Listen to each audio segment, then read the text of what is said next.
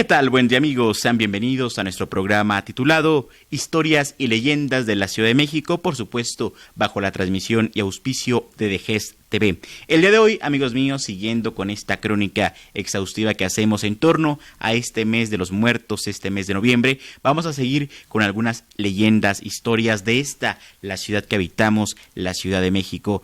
Tengo dos leyendas, amigos míos, que quiero comentar, que quiero contarles el día de hoy. Leyendas de estas denominadas de ultratumba, leyendas realmente donde hay un contacto paranormal con personas, con espectros, con fantasmas, que realmente algunos de sus tíos, primos les han contado que se han aparecido, que han escuchado sombras. Pues realmente el día de hoy tenemos justamente un programa así. Son dos leyendas que tenemos, una al sur de nuestra ciudad, otra en la zona centro, donde pues voy a contar la historia como tal, ya la especulación, el si sí o si no, ustedes verán, ya verán si me creen o no, pero bueno, así es la leyenda y es lo bonito de las leyendas que son contadas de boca en boca, de generación en generación, y que bueno, forman parte realmente de nuestra cultura y de la historia de la ciudad que habitamos, la Ciudad de México. La primera leyenda, amigos míos, tiene epicentro, se sitúa en la alcaldía de Coyoacán. Coyoacán, como lo conocemos, tal vez algunos son de allá o tienen algún pariente en esta alcaldía, pues realmente concierne a varias colonias, pero también hay pueblos, también hay barrios en Coyoacán. Uno de ellos es el pueblo de Santa Catarina Omac. ¿Dónde lo podemos ubicar? Pues vamos sobre Avenida Universidad, justamente al lado de los viveros de Coyoacán está este barrio antiquísimo de Santa Catarina Omac. Tiene una calle, que esa calle nos lleva completamente hacia el centro, hacia el zócalo de Coyoacán, y justamente esta calle se llama Francisco Sosa. En Francisco Sosa hay una intersección con una calle que se denomina el Callejón del Aguacate. El Callejón del Aguacate es una de las calles emblemáticas de este antiguo barrio de Santa Catarina Omac en la alcaldía de Coyoacán. Pero obviamente nos parece chistoso el nombre del barrio de Santa Catarina Omac y su calle del Callejón del Aguacate. Pero en este Callejón del Aguacate tiene una historia verdaderamente de terror. Una historia que sí tiene testigos, que sí hay gente que puede testificar que existió esta leyenda en este lugar. Y aquí, por supuesto, en Historias y Leyendas de la Ciudad de México, vamos a contárselas. Resulta ser que en el siglo pasado, aproximadamente en la década de los años 30, cuando estaba como presidente de la República Lázaro Cárdenas, llegó un contingente de exmilitares, principalmente estadounidenses, para refugiarse aquí en la Ciudad de México. Varios obviamente venían de guerras, venían de la Primera Guerra Mundial, venían de muchas guerras que se estaban situando en el mundo y llegaron a México a refugiarse y a jubilarse pues de este quehacer de la guerra. Varios llegaron a Coyoacán. Uno de ellos llegó a este antiguo barrio de Santa Catarina Omac y en una calle desde ese entonces se llamaba el Callejón del Aguacate, pues empezó a construir su casa. ¿Por qué era denominado el Callejón del Aguacate? Pues porque en su esquina estaba un árbol grande y frondoso de esta fruta del aguacate. Y ojo, es fruta, no es verdura. El aguacate es una fruta y este árbol frondoso de la fruta del aguacate estaba en la esquina de este callejón que no tenía salida, que se le denominó el Callejón del Aguacate. También en esa época, en contraesquina, llegaron unos frailes de la iglesia de San Juan Bautista Coyoacán. Llegaron ahí a vivir, a rentar en contraesquina de esta calle donde había llegado el militar. Todas las tardes, amigos míos, sale un niño de aproximadamente unos 7, 8 años, a jugar pelota en este Callejón del Aguacate. Se subía al árbol en sus grandes y frondosas ramas, pues se columpiaba y ahí pasaba la tarde jugando. Obviamente, como un niño, al ver a este militar que todavía, aún ya jubilado, se vestía a la usanza militar, con sus botones, con su traje, con su casco, pues le llamaba la atención, y realmente todas las tardes, en vez de jugar como habitualmente lo hacía en el árbol, en la calle, iba a tocarle la puerta a este militar para que lo dejara tocar su uniforme, sus insignias, sus condecoraciones, y que le mostrara parte pues de el arsenal de sus armas, si tenía algunas aventuras que contarle.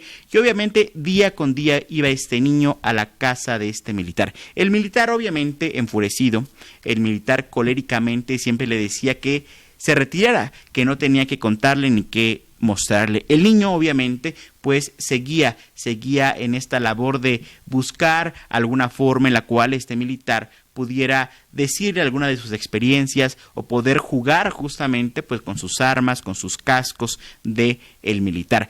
Un día, lamentablemente, este militar enfureció y tomó al niño y lo azotó contra la pared, le dijo que ya no lo molestara. El niño se enojó también y le dio una patada, lo que lamentablemente hizo que el militar tomara al niño con sus manos y lo estrangulara.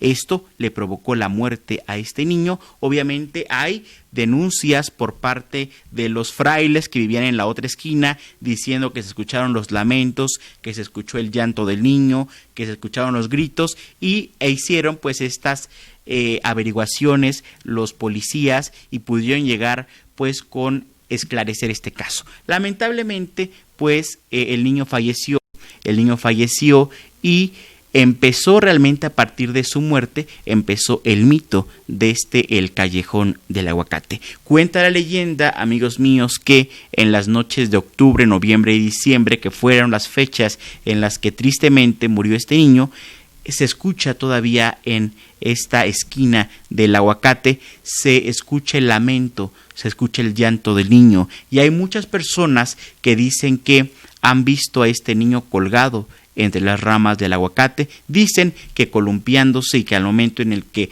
lo voltean a ver para que pues les muestre pues su cuerpo o su voz, este niño desaparece. Entonces es a partir de aquí, de la década de 1940, cuando se empieza a gestar la leyenda de este niño en esta calle de El Callejón del Aguacate en Coyoacán. Hay realmente tours guiados en Coyoacán, pero es muy fácil llegar sobre la calle de Francisco Sosa, con intersección de Callejón del Aguacate. Pues ahí está realmente este lugar que pasa la historia, este lugar emblemático, pero también tenebroso. Hay gente que exclusivamente va a Coyoacán a conocer el Callejón del Aguacate. Ahí está la invitación. Realmente, si tienen la curiosidad, vayan con sus papás, con sus amigos, con sus tíos, con su familia, y vayan a conocer este lugar.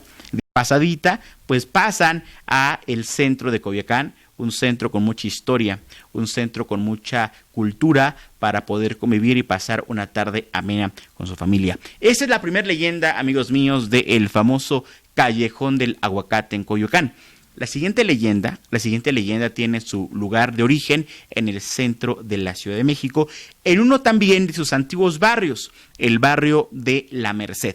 La Merced famosa, ¿por qué? Porque alberga en su lugar dos mercados muy famosos, el mercado de Sonora y el mercado de La Merced, donde pues se vende de todo absolutamente. Pero anteriormente a que fuera este antiguo mercado de La Merced y de Sonora, existía un lugar que se denominaba el Convento de La Merced, donde vivían frailes mercedarios, es decir, de la congregación de La Merced.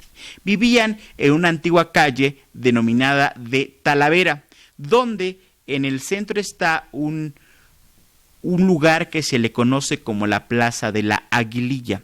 ¿Por qué? Porque se dice que este mito que nos han contado en nuestras clases de historia de el águila parada en un nopal devorando una serpiente, que es realmente el mito fundacional de nuestra insignia, de nuestra bandera, pues se dice que fue ahí, exactamente en la calle de Talavera, en esta Plaza de la Aguililla, donde encontraron el águila parada en un nopal devorando una serpiente. Este es parte de otro mito que ya llegado el momento pues lo contaremos. Pero en esta calle de Talavera estaba el convento que después se le denominó el exconvento de la Merced.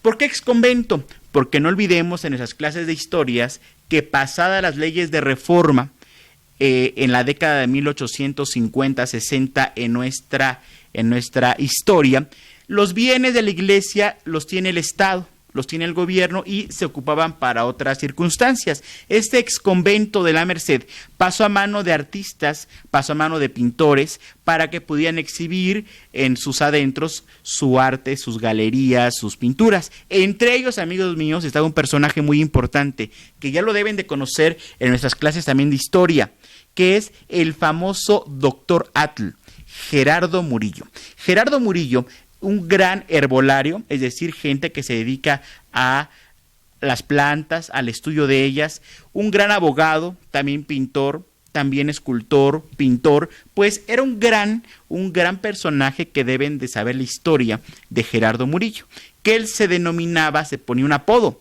que era el Doctor Atl. Atl en náhuatl es agua, el Doctor Agua, el Doctor Atl. Entonces, Gerardo Murillo vivió por muchos años en el famoso exconvento de la Merced. Él pintaba y él tenía un cuarto donde dormía ahí en ese convento. Y él tiene un libro que se llama Historias y Leyendas del exconvento de la Merced. Y esta leyenda la tomo de ese libro. La leyenda se denomina el fantasma del exconvento de la Merced. Cuenta que él escuchaba ruidos, escuchaba que jalaban llaves, que jalaban redes, o sea, escuchaba ruidos en su interior, pero jamás había visto algo. Hasta que cierto día vio que en el patio principal estaba un agente que se llamaba Martín y que estaba caminando cuidando de este lugar cuando él estaba en el tercer piso y estaba viendo hacia el patio principal. Estaba ahí platicando con él cuando de repente vio que una sombra se empezó a poner con más color y a mitad de patio se convirtió, amigos míos, nada más y nada menos que en un fraile con su atuendo en color café, con su cinta ceñida a la cintura y que poco a poco de sombra se iba convirtiendo en humano y a mitad del patio se paró enfrente de este personaje llamado Martín.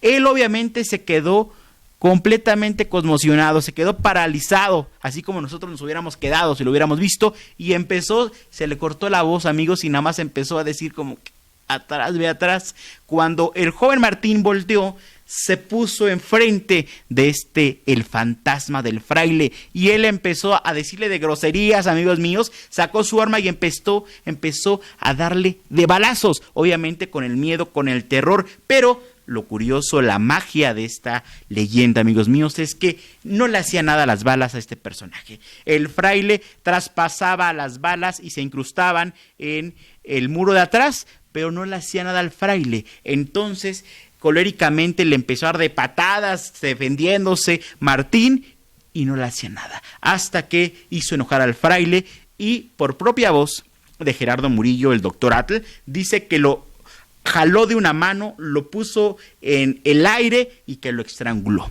Esto también, como al niño del aguacate, le provocó la muerte al joven Martín, que cayó muerto en el patio principal del convento de la Merced.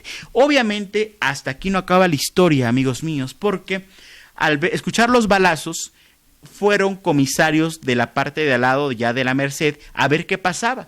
Cuando se dan cuenta que había un hombre muerto, estrangulado, y que el único que estaba ahí era Gerardo Murillo, el doctor Atl, pues las autoridades dijeron, tú lo mataste. Es así que Gerardo Murillo se va a la cárcel por 2 semanas, se va a las galeras del comisariado de la Merced, y ahí en esa celda empieza a escribir esta historia, y él dice, yo soy gente de ciencia, yo me dedico a las plantas, yo no creo en esto, no creo en los fantasmas, pero yo lo vi. Yo vi cómo salió de un muro y mató al joven Martín. Y ahora yo estoy aquí encarcelado, pues obviamente no me creen, ni yo lo creería. Y aquí estoy encerrado. Fue hasta que pues como era un hombre de letras, un hombre importante del momento, Gerardo Murillo, pues algunos amigos lo ayudaron y le dijeron pues que le dieran el beneficio de la duda y que fueran a ese lugar y que ahí vieran la forma en la cual pues habían pasado los hechos. Así fue, lo sacan de la galera donde estaba Gerardo Murillo, el doctor Atl, y lo llevan a este patio principal del convento de la Merced.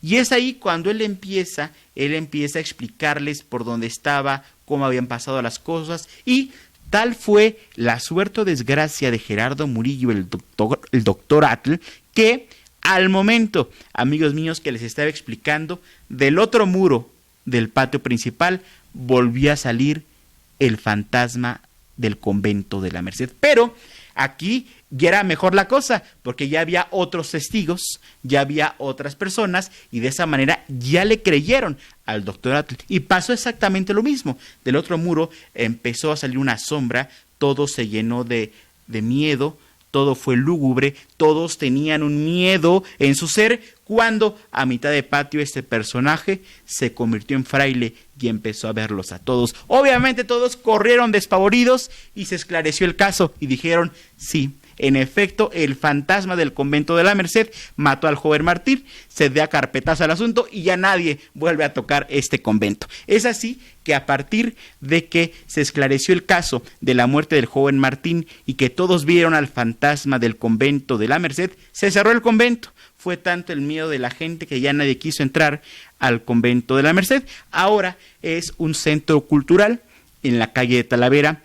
Está en funciones, pero se dice que los que trabajan ahí, los talleristas, la gente de intendencia, también algunos vigilantes, han visto necesariamente en algún punto de su estancia en ese lugar al famoso fantasma del convento de la Merced. Si no me creen, dense una vuelta, tal vez lo ven. Esto fue Historias y Leyendas de la Ciudad de México. Su cronista y amigo Gerardo Olvera Flores les agradece infinitamente su tiempo. Estamos aquí en DGES TV. No dejen de ver, de seguir, de compartir nuestro contenido. Que pasen excelente día. Hasta la próxima.